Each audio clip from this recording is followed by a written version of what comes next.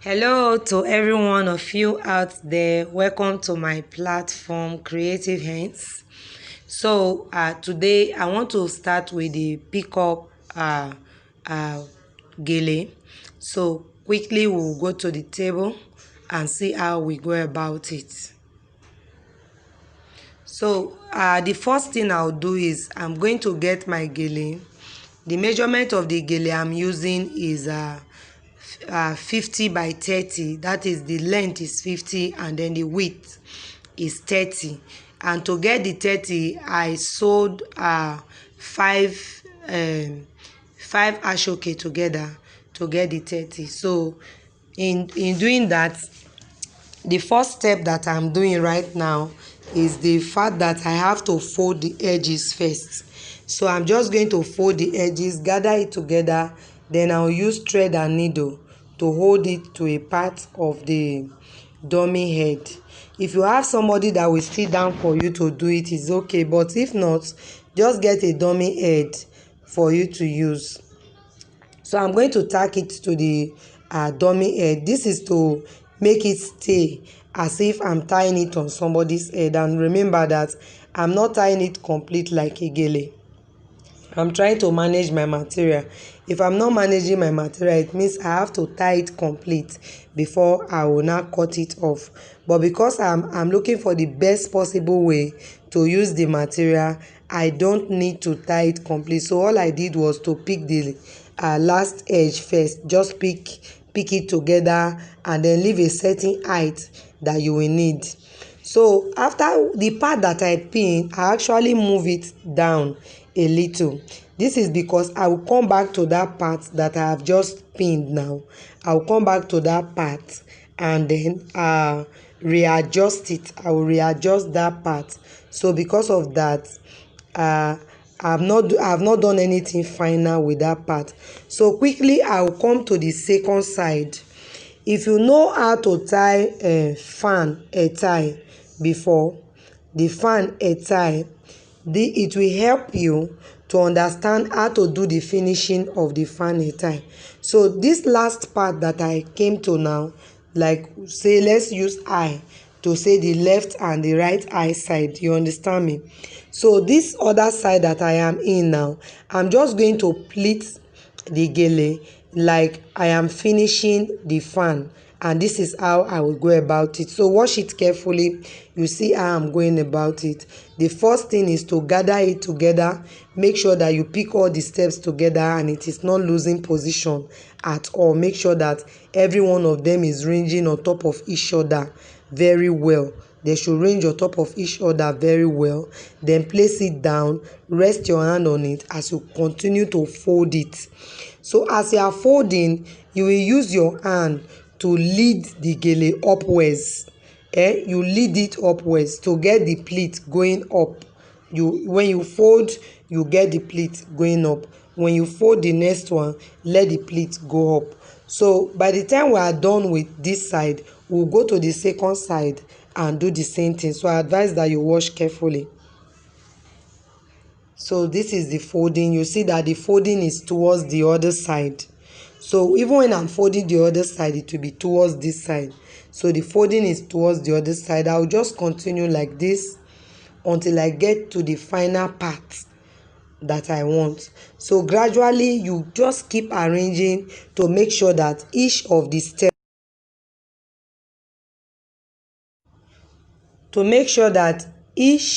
steps rest on each other properly and you guide it, because if you lose this particular place they are resting on now, eventually you will lose the style completely. You don't want to do that. So please, you guide it. As I'm arranging it, you see that I don't just leave it. I rest my hands on it as I'm arranging it. I don't just leave it. You get me? So you keep guiding it. As you lead the pleat upwards, you just keep guiding it. Remember, the pleat is upwards because it's a peacock gele. Do you get me? So you just keep taking it up. Every part of it now, you know how to do your finishing of the fan.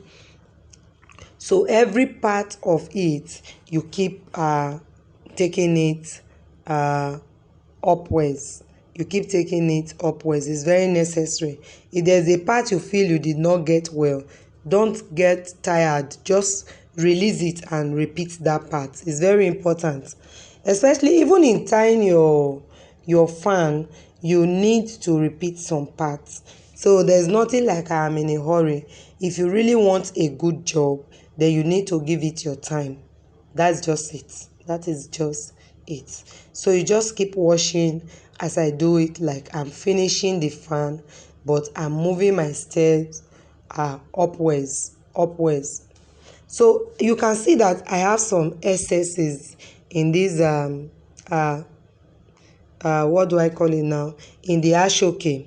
These excesses that you are seeing, they are from I will not definitely finish everything, you understand. Some part of it must be cut off, but in order to get enough to use, I have to go with 50, you understand. Instead of folding and you find out that what you have is not enough.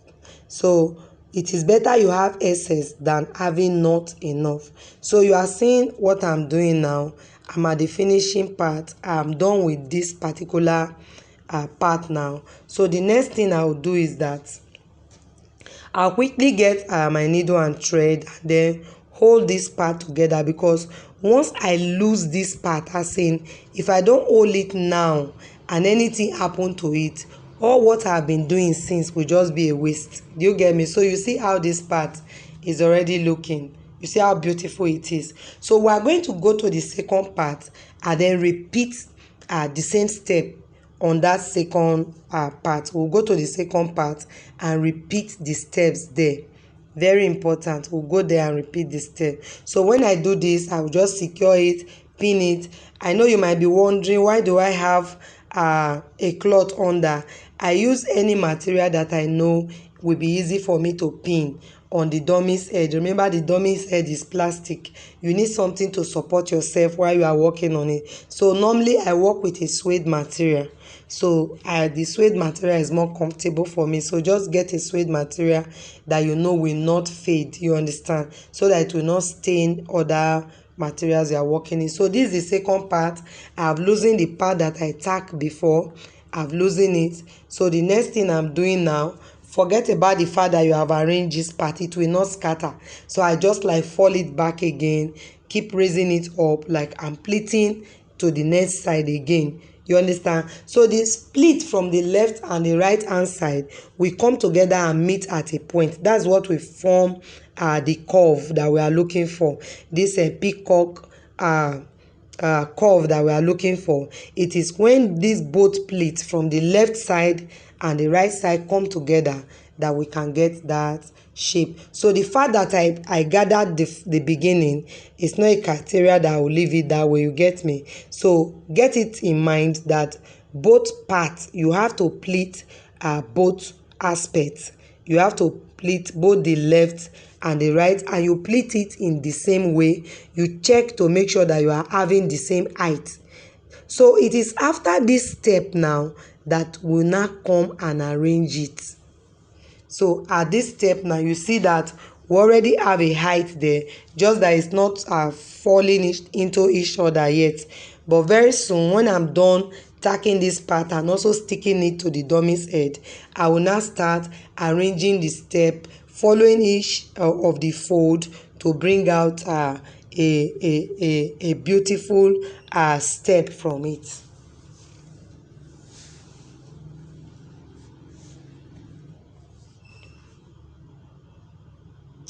So now that I have both parts now ready, you see the left and the right hand side is ready, and the pleat is already meeting at the middle. So the next thing I do is follow each of the curve and then arrange it. In doing that, every part that I push in, you get me, my hands is at the back and at the front, trying to get this C curve out of it, you understand, trying to get this fold, this unique fold that will keep it standing. So when I move in between, trace a line to the next side, I use my hands to create the curve that I want, and then from the back I will just pin it. So every part that I will pin from the back is a part that I will get ready to also stitch with needle and thread. But for the purpose of holding it together first, I'm just going to be using pin to hold it. So you can see how beautiful the curve is, how it's coming out already. You see how it is already curving out. I'm creating it with my hands. So when I create it at the back, I'm just going to pin. So I'll continue until I get a perfect fold. I will continue this step until I feel that both the left side and the right side is at a balanced position, because you don't want the shape to really bend. You don't want it to bend to one direction. So you just have to guide it as you are curving it out. You look at the left hand side, you look at the right hand side, and see if what you are doing is balanced, if it's okay.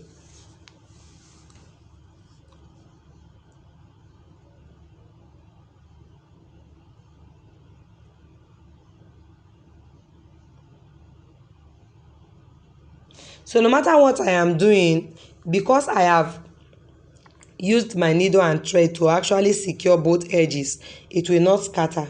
So either it looks like, is she not scattering it back? I am not.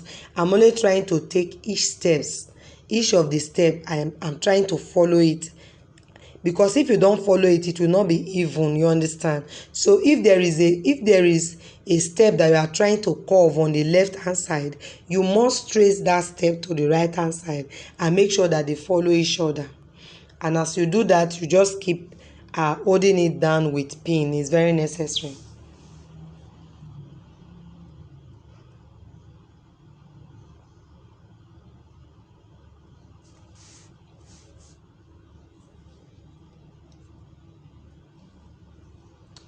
So if you have any question as the tutorial is on, you just have to hold on until you finish watching this tutorial to the end. Then you can send me a message.